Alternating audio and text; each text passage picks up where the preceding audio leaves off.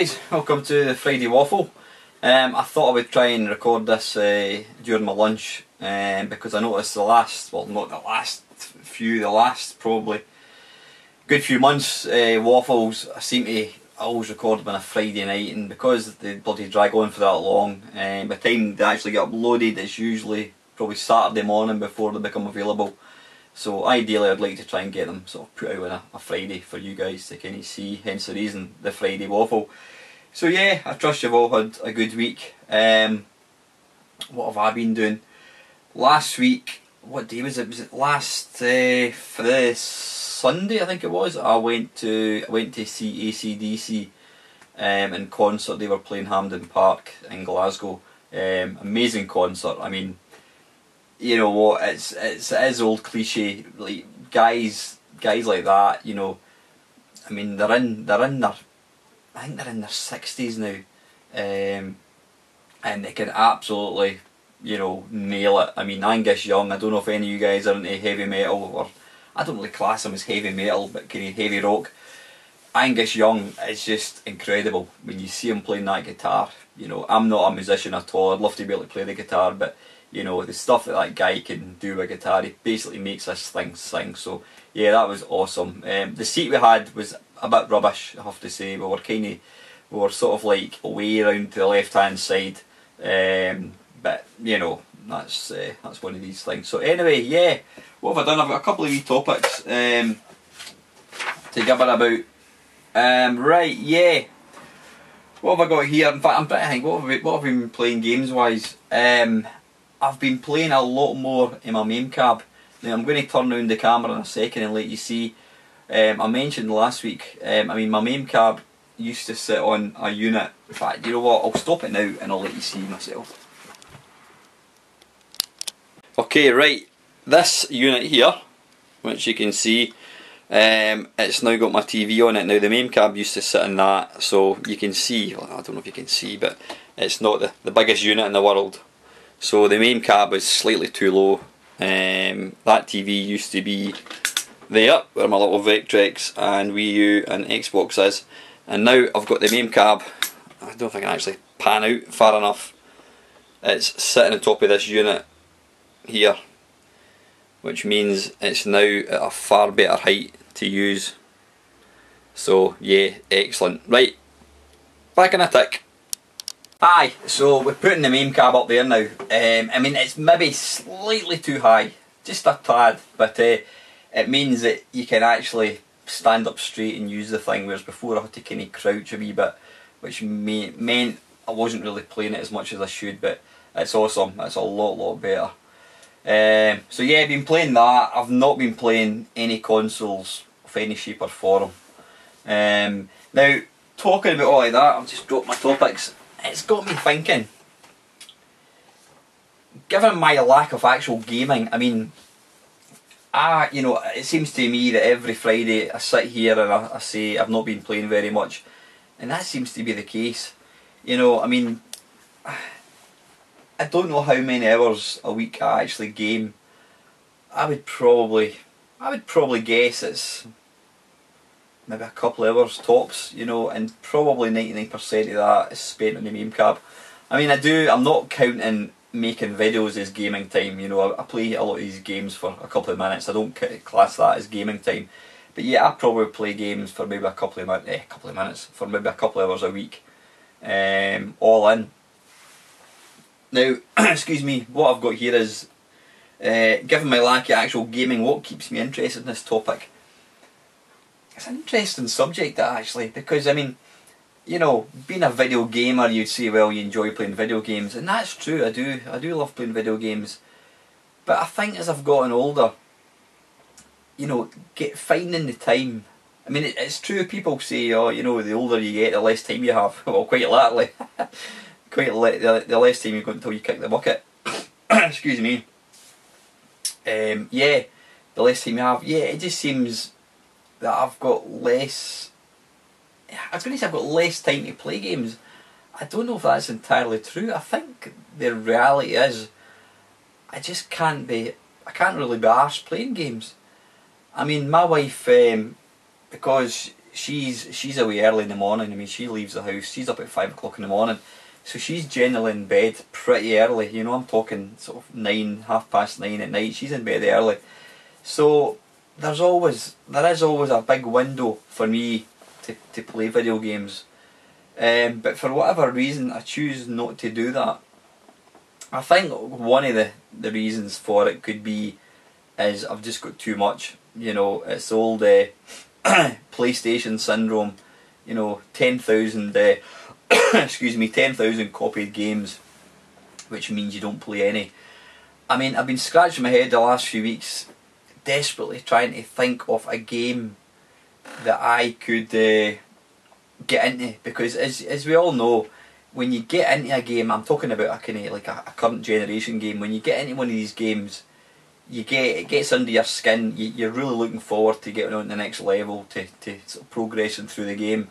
Now there's no games at the moment I'm actually in that sort of phase, if that's the right word to use. I mean, we're getting Steam on my new PC. I've been downloading a lot of games, and you know, I download a game, I think, right, I'm going to play that, that'll be the game I play, and I play it for maybe half an hour, and then I forget about it and forget to go back to it. So I've got all these games that are sitting, you know, I wouldn't even say uncompleted, I've not even started half of them. So yeah, there's probably an element of I can't be arsed in this to play games. But what keeps me interested, I suppose, I mean, my dad, he was a great historian. I mean, he wrote a lot of books about history and did a lot of research. Now, he was interested in the actual subject matter. I mean, he couldn't physically play history or, you know, do history. All he could do is talk about stuff that's already happened. And I suppose that's like a lot of hobbies. And yeah, video games to me is probably a bit like that. I mean, I made what did I make? I made one of the They Did What videos, and I featured a company called Analog Software, which is one of the real early 8-bit companies. Now, I kind of enjoyed making that video and playing these old games more than I get out of playing, you know, the latest, I don't know, Watch Dogs or Grand Theft Auto 5, whatever. So I think for me, the biggest bit of this hobby for me is just it's the nostalgia, and I think that's probably the same for a lot of people. It's not really about playing the games as such, it's more about remembering the games, and you know, just the whole what you were doing when you played games, the magazines, the companies that made the games. It's a strange thing. It's hard to really sum up what keeps me interested in this hobby. I love the whole, dare I say it, retro scene. I mean, again, it comes back to just happy memories. You know, I mean, when I was like 17 years old, this is when this whole industry kicked off, and it was such an exciting time. It really was. I mean, in fact, if I think about it, if I was only getting into video games like now, or even like say the PlayStation, if that was my first ever system, I would probably look upon that as much as playing, as it's as normal as watching TV or driving a car. It's just something that's there. It's just there all the time. I mean, I'm sure my daughter looks upon video games as it's just something that exists alongside, the TV, the iPad, the computer. It's just something that's always been there for her. So I think if I was a kid growing up, the PlayStation was my first machine, I don't honestly think that I would be into video games in the same way as I am now. I think for me and a lot of people, it's probably because we were there right at the very, very beginning. And it's hard to really put into words just what it felt like to be part of that. You were looking at magazines, pictures of computers, these big powerful computers that you couldn't afford. And then, there was pictures of video games and games that you could play in the home. And, you need to remember that before we had computers, gaming we had was arcades, and you know, you saw things like Space Invaders in your local sports centre, track and field, and you know, you always wanted to play these games, but you could only afford to play them a couple of times, and you know, that was it. So when the first home computers kind of came out, and you could play the thought of playing, you know, Donkey Kong or Space Invaders at home, it was just it was an absolutely astonishingly exciting time. It really is. As I say, it's hard to really describe just what it was like. And so because I was there at the very, very start of this industry, that part has never died. It's a nostalgic thing for me, and I think now that I'm in a position through the internet, through emulators, through, you know, having a bit more money to spend, I'm now able to buy all these systems that back then there was simply no way I could ever afford to have them. So yeah, I think that's you know, I probably spend more time making videos and talking about video games than I do actually playing them, and it's probably just for that very reason. I just enjoy the whole nostalgia, the excitement. I mean, you know, playing these really old crusty games. I mean, I think it was Jamie made a comment about how wonderful it is to see these really old games, whether the games are crap or not. It just invokes some real happy memories. This is what we had back then, you know, and then obviously things have kind of moved on. I mean, you know, you compare games now with what we had then. It's just like night and day.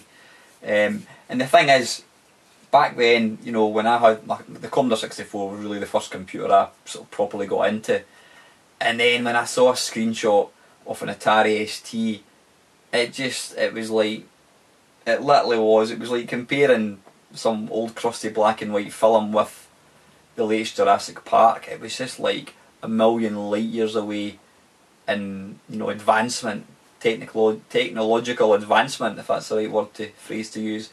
And so, you know, when I eventually got the money together to get an Atari ST, it was incredible. The excitement of getting this new bit of tech was just amazing. You know, you can't put into words what it was like. And then we moved from that up to the Amiga. It was a smaller step, obviously. You know, the difference between the ST and the Amiga was that bit less. Still better graphics, better sound. But then, you know, after that, probably the Amiga was the last big sort of wow moment in the sort of like the progress of me buying new systems.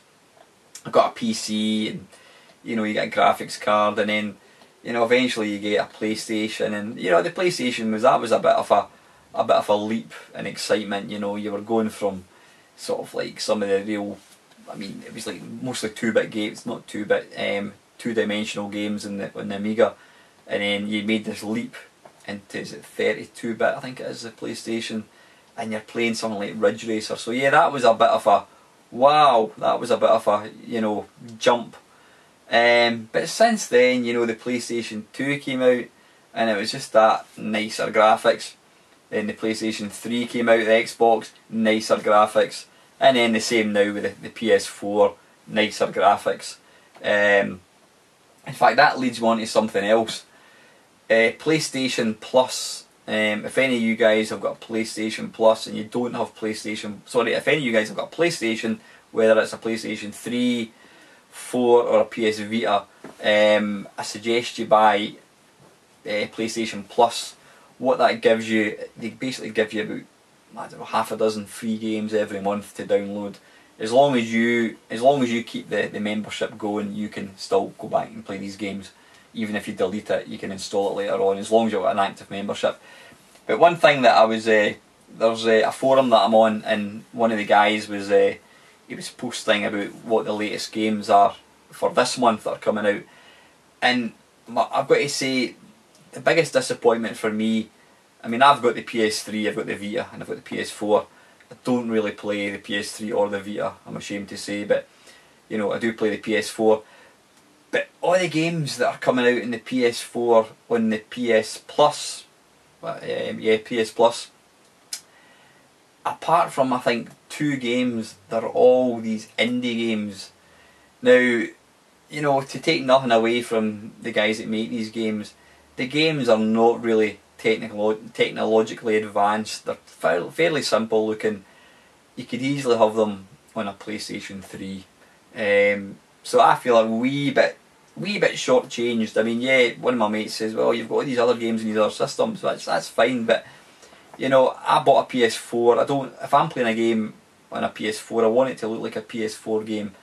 I feel a wee bit, not ripped off, that would be the wrong word, disappointed possibly, that all the games that I'm getting to sort of get for nothing on this PS Plus thing, they're all very, very basic looking games. Yeah, they're good fun, but I'm looking forward to when they start bringing out sort of some of the AAA titles kind of thing. But anyway, that's a wee gripe aside. So yeah, after the PlayStation, every leap since then has been pretty minor. So probably all the excitement for me in this industry was back, or in this hobby I should say, was basically the very early days. You know, the early days when, you know, everything was new. There was no such thing as different genres. Every game that came out almost was creating its own genre, you know what I mean? It was dead exciting. So yeah, why am I still in this hobby? Because, like my dad was with history, I enjoy talking about this industry. I get more pleasure out talking about it and listening to other people talking about it. You know, reading the history of the video games and the various companies than I actually get from playing current games. So yeah, it just shows you don't really have to be a video game player to actually enjoy it, although I'm guessing it would probably help. So anyway, listen, I know this battery's not got long to go, so I'm going to pause it just now, guys. Right, okay, the battery appears to have a wee bit of life left in it, so we'll see how we get on. Yeah, excuse me. Right, I bought my daughter a game yesterday? No, what day it was? It doesn't matter. This week, some point. It's for the Wii U, and it's called Splatoon. Now, I don't know if anyone's seen the game. It's kind of like it's a bit like what would you call it? It's a first-person shooter, predominantly online. It's a bit like what would you call it?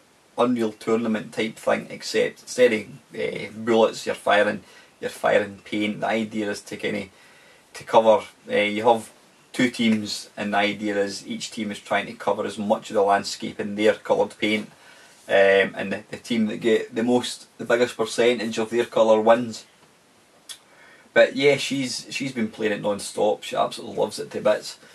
And you know what? It's got me thinking that in the last sort of this year, out of all the kind of next gen games that I've actually got to see, or actually owned I should say,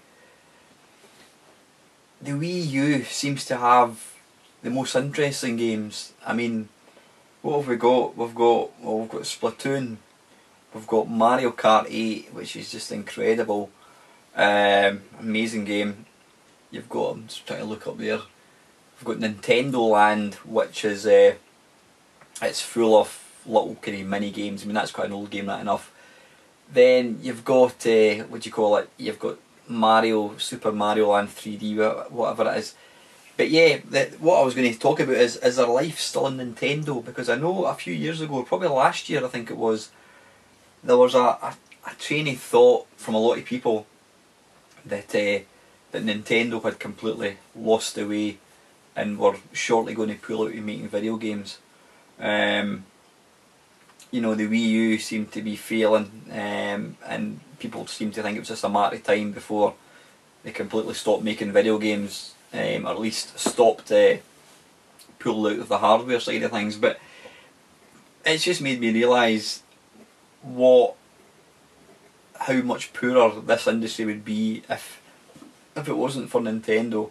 Yeah, Nintendo can be, you know, they can be a right arrogant bunch, you know. I mean, you can't put up a YouTube video and have any music in it because they'll just take it down, you know. And they've obviously got a really strict, they don't allow third party manufacturers to make any games without going through them. You've got a very strict kind of, you know, quality testing type thing.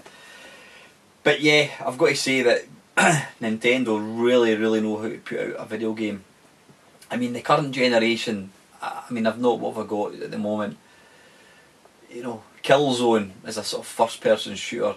The Last of Us is basically a first person shooter. Watch Dogs is a first person shooter. Drive Club's a driving game. Grand Theft Auto 5, it's on every other console. There's a complete lack of imagination, at least from the games that I've seen. There's a complete lack of imagination from other companies, even companies like Microsoft as well. Whereas, you know, in comparison to Nintendo, I mean, somebody actually put up a video, somebody made a video of Super Mario, and he was running about sort of Super Mario Landish in a sort of 3D environment, but rather than the typical Mario sort of world with, you know, their fluffy clouds and pink this and green that, it was an Unreal engine, and it was like a real life kind of house he was running about in, and it just made you realise how wrong it looked. Nintendo should never make the Mario games or any of these other games realistic, because that's what the appeal of these games are. They're completely cartoon-like. They don't try and be realistic. You know, it's the over-the-top physics and, you know, just the way typical Nintendo. So yeah, I think they would be wrong to ever change that. But yeah, you know, the point I'm making is Nintendo, they definitely know how to put out an amazing game. The creativity, the ideas, and, you know, how polished the games are. I mean, I can't think, well, maybe one game I was going to say, I couldn't think of any game Nintendo wise that was anything less than perfectly playable. I suppose the only one game I would maybe say would be Mario Sunshine on the GameCube. Looked amazing. The camera angle at times was a wee bit clumsy, so it wasn't always easy to kind of get a decent view when you're playing that game. But apart from that, Nintendo, they're right up there. I mean, they're the best games company, in my opinion, that there's ever been. Don't get me wrong, Sega, they were awesome as well, but sadly Sega are no longer. I wonder if we'll ever see a return to the hardware by Sega. That'd be an interesting one. Talking of that, I see there's a new, is it Shenmue 3, I think, has just been kick-started. Apparently, and I've not really saw that for myself, apparently there's some outrageous pledges you can make. I'm talking like, I don't know, I might be talking bullshit.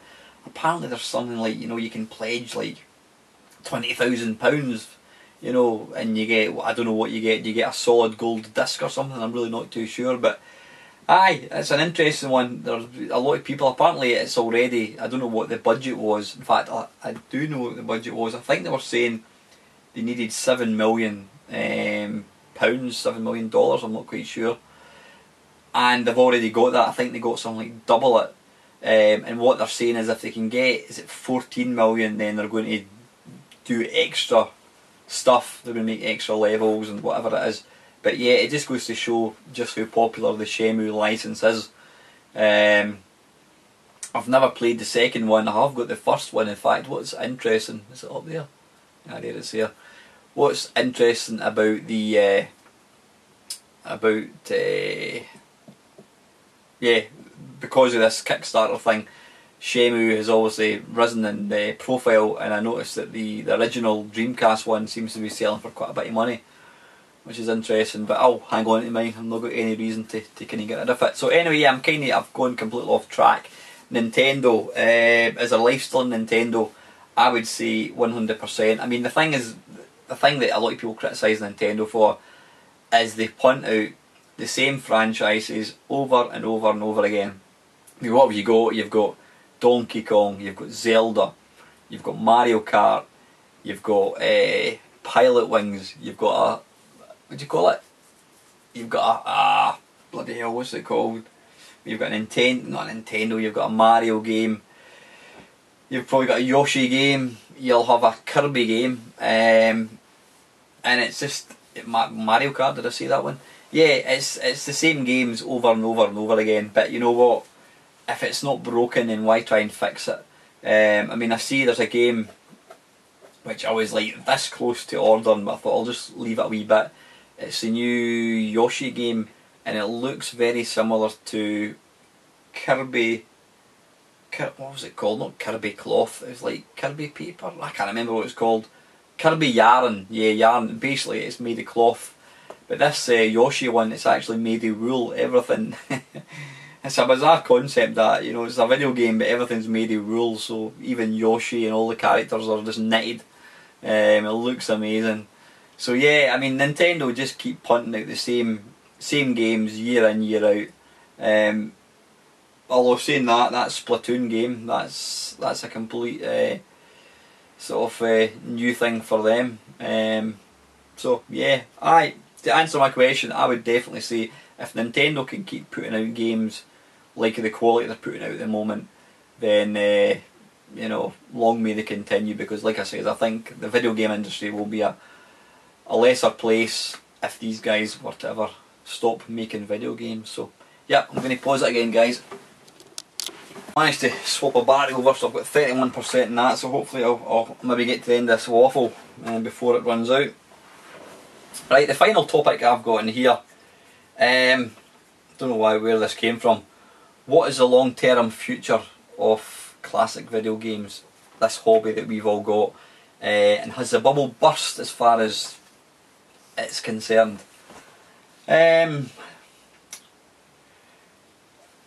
mean, I've been if it's the right word to use, I've been into this hobby, I would say, I'm trying to think when I would say pretty much since I got my first PC, and emulators started to trickle out. You had your Commodore 64, your Spectrum emulators.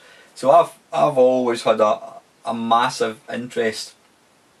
It probably got ramped up after I went to my first sort of retro show. Now that was called Retrovision. It was my mate Mark Racing. Now Mark, it started off, it was we were all in the Yak Yak forums, which is Jeff Minter forums, and Mark decided wouldn't it be fun if we hired a pub and put some old computer games, old computer systems. So we got, you know, Spectrums, Commodores, probably Xbox, whatever it was, some sort of old machines, Vectrexes and that kind of stuff, and we all basically turned up there. And then the popularity, I mean, it was, in fact there was also a couple of arcade machines as well, a MAME cab as well, some pinball machines, and that, people that went along to it realised what an awesome thing it was. So it didn't turn into a business for Mark as such, but Mark went on to have, I would probably say, about half a dozen Retrovisions. And then other people cottoned on to what Mark was doing, and you know, there's stuff like I can't even remember. Revival's one of them. You've obviously got your Replays, or was it Play Blackpool's, Play Manchester, your Nergs. I mean, the Retrovisions were very, very small, you know, low-key, small events. These things now that we've got, they're companies, they're businesses, people are making a lot of money in it. But yeah, after being down at one of the Retrovisions and getting to play like a Vectrex and a Virtual Boy for the first time, that really ignited my my interest in looking back at these old systems and trying to get a hold of them.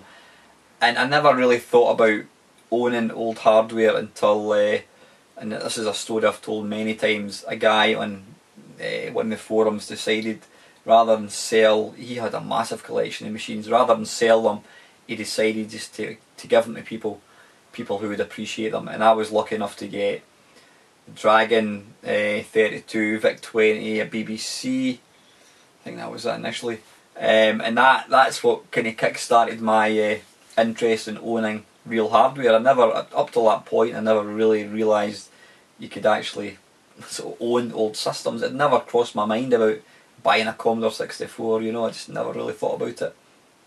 So yeah, so I've been into the whole scene for such a long time. Obviously, I would say in the last 10 years it's grown massively in popularity. I mean, a lot of these companies now, your Namcos, your Segas, they bring out, you know, Xbox and that, they bring out these compilation things for, like, you know, the Xbox 360. You could buy like a Mega Drive compilation, and Namco were bringing out all these compilations. So there is people realise there's a market for old games, and obviously it's proven financially viable.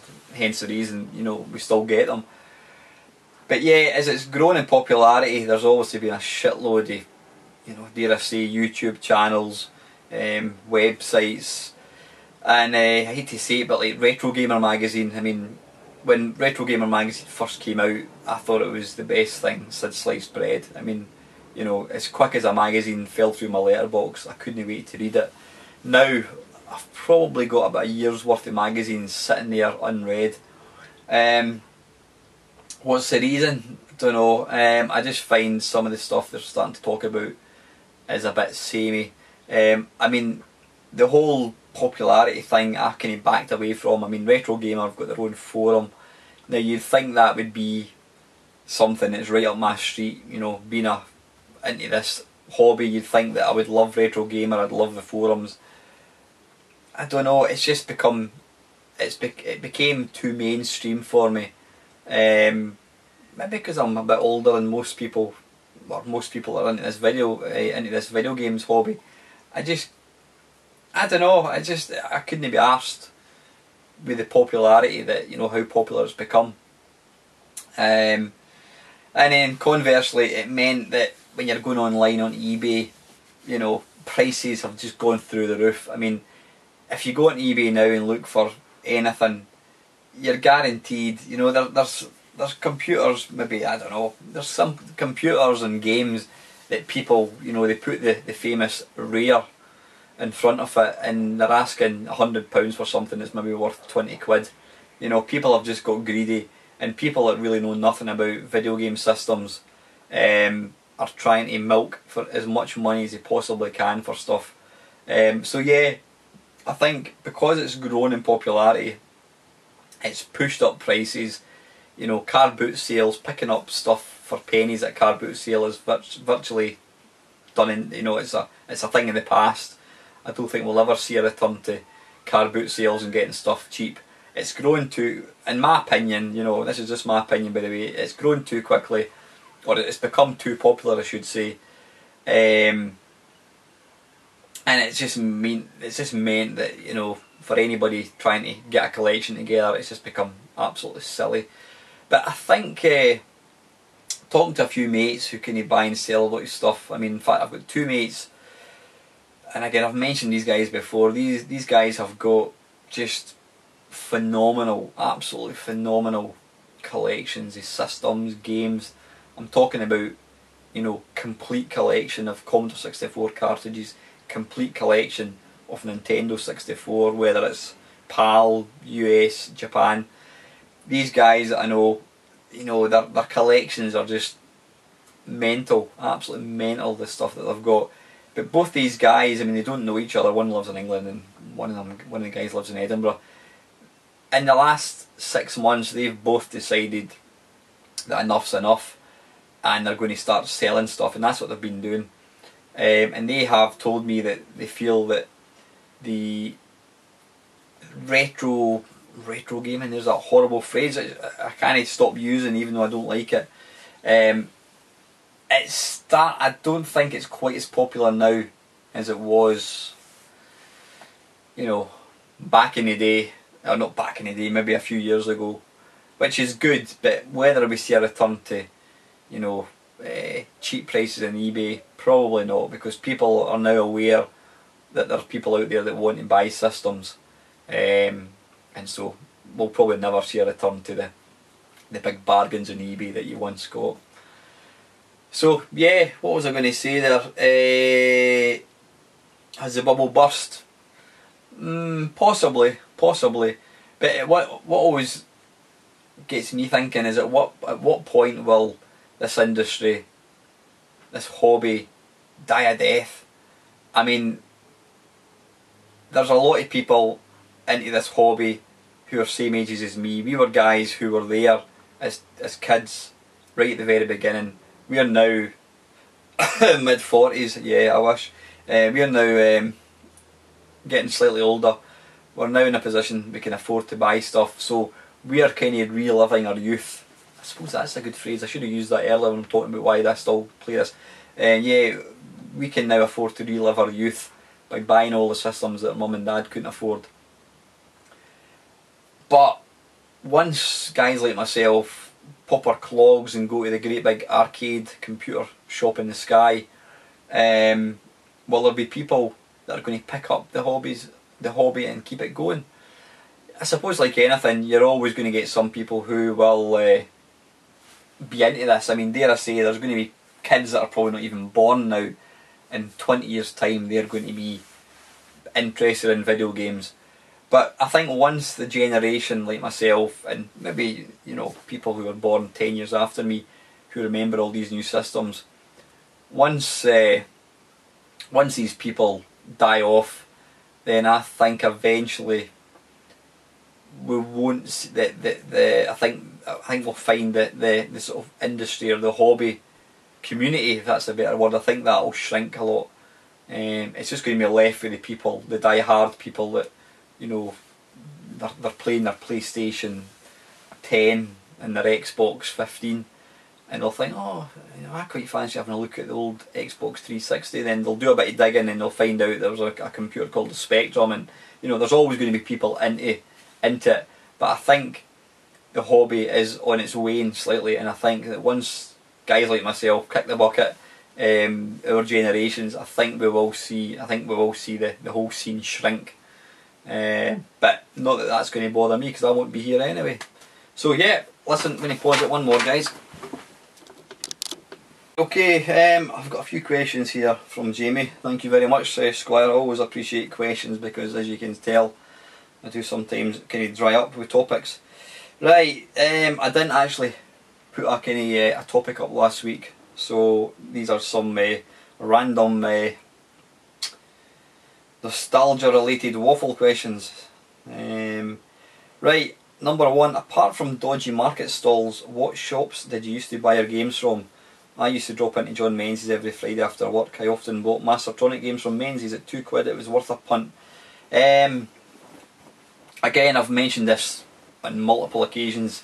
The very first computer shop that I was aware of was in a shopping centre, which is quite close to where I live. It was run by a chap, Ray Agostini. He was an Italian guy. Now, Ray would probably be in his mid-40s, and I'm talking about early 80s. He would be in his mid-40s at that point. He was primarily an Amstrad, he was primarily an Atari dealer. It was to call it a shop, it was a room. I mean, it was a room, I don't know, not much bigger, probably like a small, I don't know, it wasn't a big room. Maybe a sort of an average size living room, if there's such a thing. Just a square shop. And yeah, Ray had this shop, and it was all Atari stuff that he stocked. And I can remember hearing about it, and you know, that was at the point where I had started buying computer and video games, but I didn't have a computer at that point. And I used to go up to Ray's shop.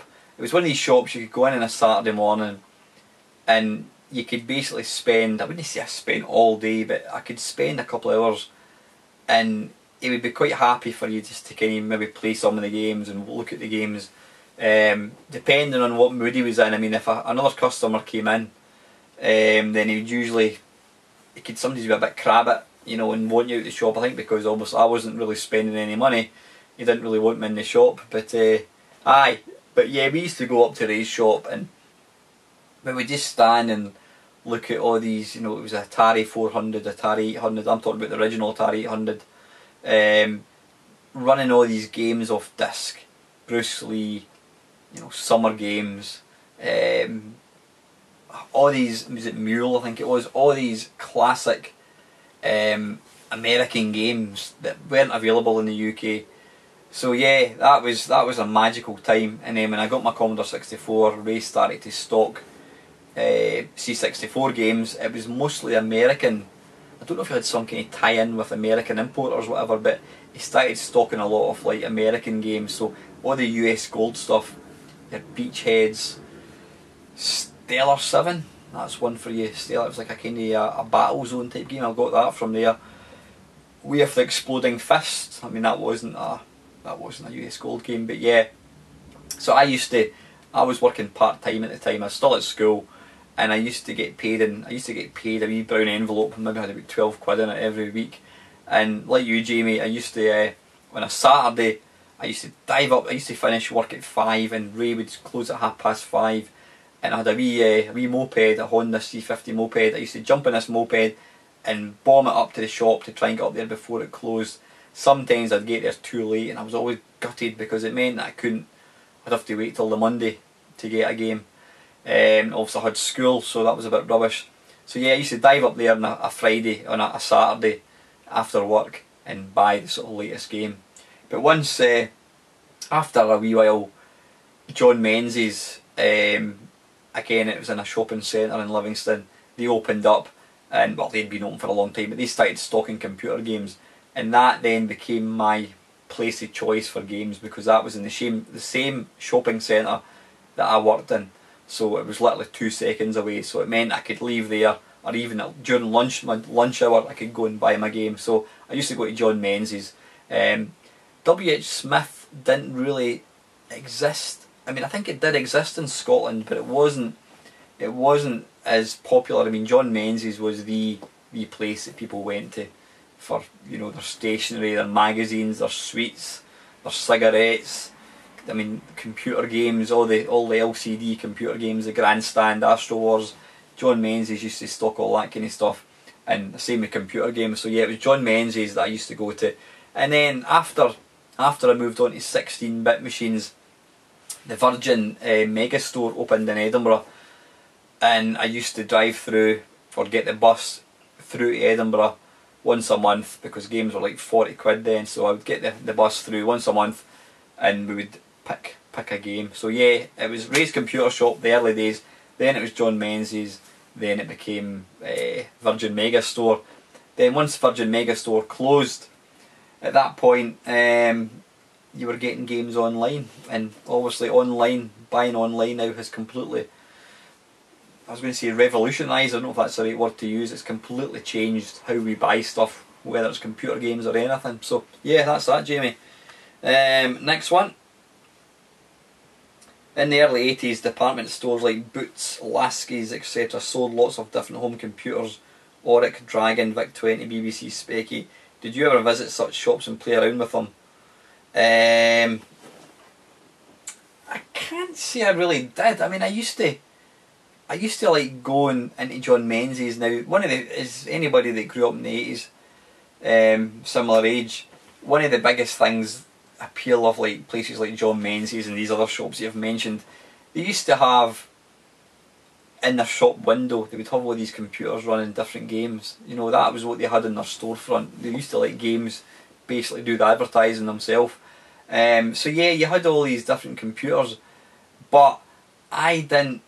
At the point John Menzies started stocking computer games, they had pretty much, they were just really stocking. It was the Spectrum, the Commodore 64, then the Amstrad came along, possibly the BBC, but that was it. I mean, I think the other machines you mentioned, the VIC-20, the Dragon 32, these machines, they had almost kind of died a death at that point. They weren't big sellers. So John Menzies, obviously, they weren't remotely interested in computer games per se. They were only interested in making money.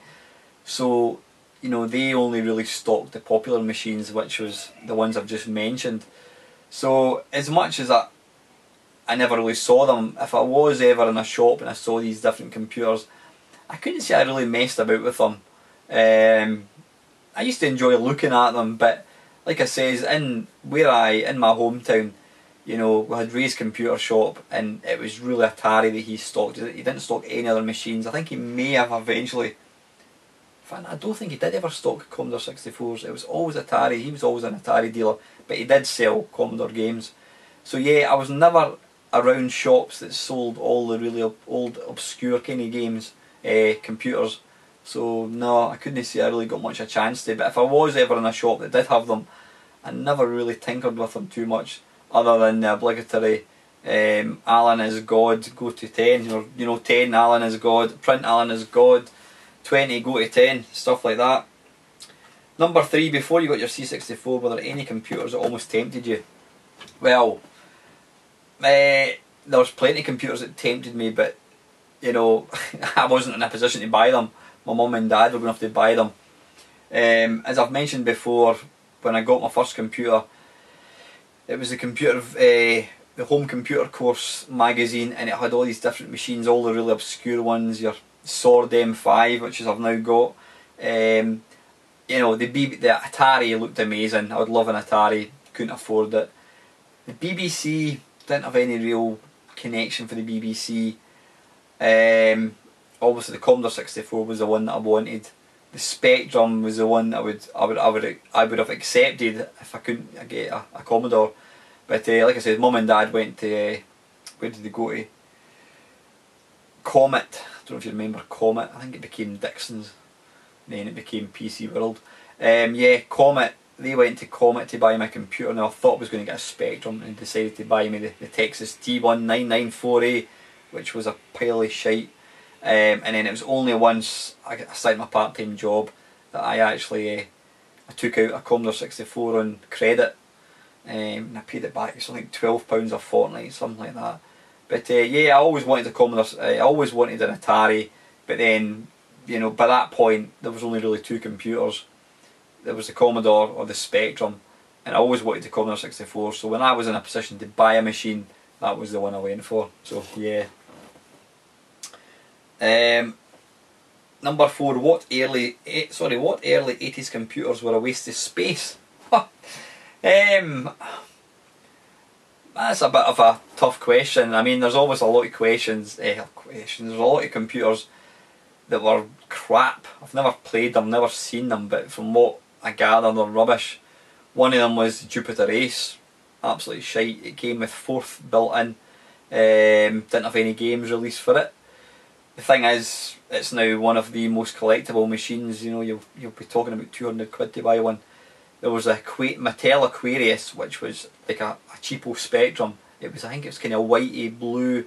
Was it white and it had blue keys, something like that? It was crap. One of my mates had one and he says it was absolute garbage. Then what else did we have? Yeah, I mean, there's a lot of, at the end of the day, a computer's only as bad as the software. And if it doesn't get support, then it's never going to get anywhere. I mean, the Texas T199 that I had, I only had 2 games for it. In fact, I only had 1 game for it. And it was a basic game, and it was crap. But that was, there was just really no availability of software. So I'm a great believer in thinking that there's not so much a bad computer, more just a lack of games. I mean, the ZX81, apparently, I could never quite believe this, where they would say the ZX81 could display graphics, but it had to switch the screen off to display them. Well, that's like, how can you see graphics if it's got to turn them off to see them? So in other words, it didn't have the processor power to actually display graphics in real time. So I always thought that was a bit rubbish. But as we've found out, the ZX81 had some decent games. I think once you stuck extra RAM in it, then it was actually not a bad wee computer. But yeah, all the early machines, your Electron and that, they were all pretty rubbish, But again, it's really not so much the computer that's rubbish, it's more the software. I mean, one computer which I thought was rubbish was the ZX Spectrum. I really did. My mate had one. I was a C64 man. I didn't mock him, that's wrong to say. I never really had any incline to play his Spectrum.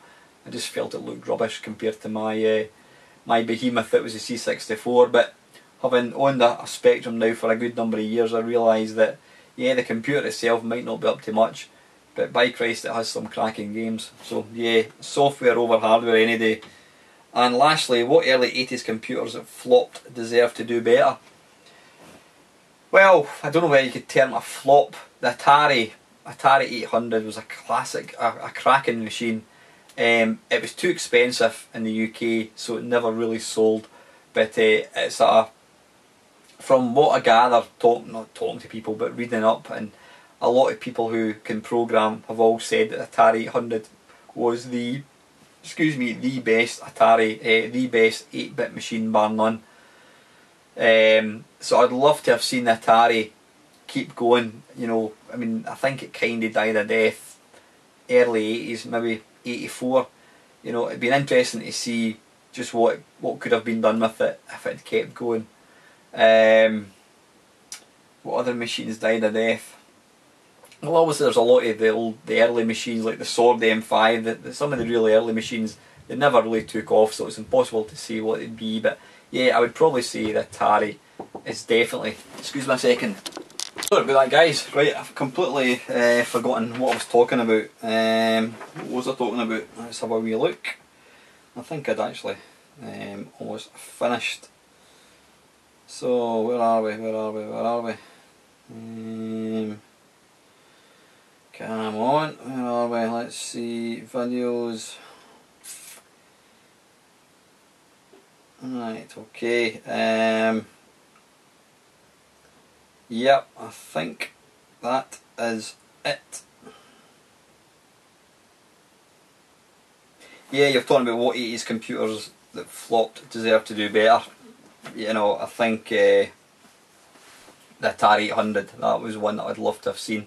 So yeah, I think that's it, guys. I don't think there's any other questions. In fact, I tell a lie, there was a question posted, I think it was on a waffle from a couple of weeks ago. Just bear with me. In fact, I'll pause it for a second, guys.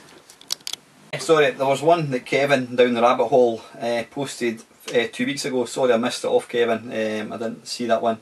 Hi Alan, I'm not certain if you're doing a Friday Waffle. Excuse me.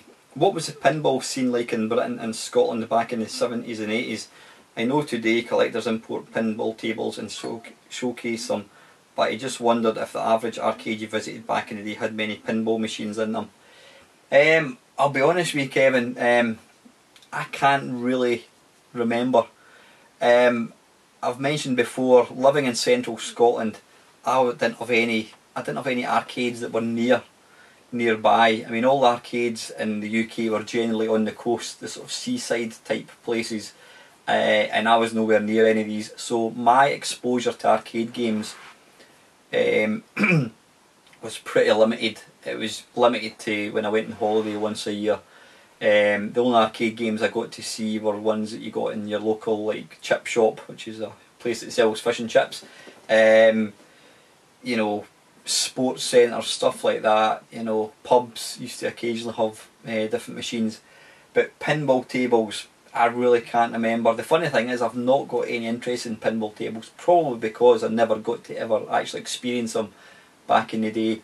I mean, there was 2 arcades. One was in Edinburgh, and there was one in Bathgate, which is about 10 miles from where I stay. I used to go to the one in Bathgate when I was at college at lunch times. It was quite a small arcade. They didn't have any pinball tables that I can recall. I think it was just arcade machines. The one in Edinburgh, again, I think it was all... I don't recall there ever been any pinball games. I think pinball, I might be talking rubbish, but pinball is primarily a more American thing. I don't think it was massive in the UK. Possibly some of the arcades down in Blackpool and, you know, these other sort of bigger seaside resorts had pinball tables, but it's not something that I really saw often at all, and if I did see them I didn't have any interest in them, so I'm not really able to answer how popular they were, unfortunately, Kevin.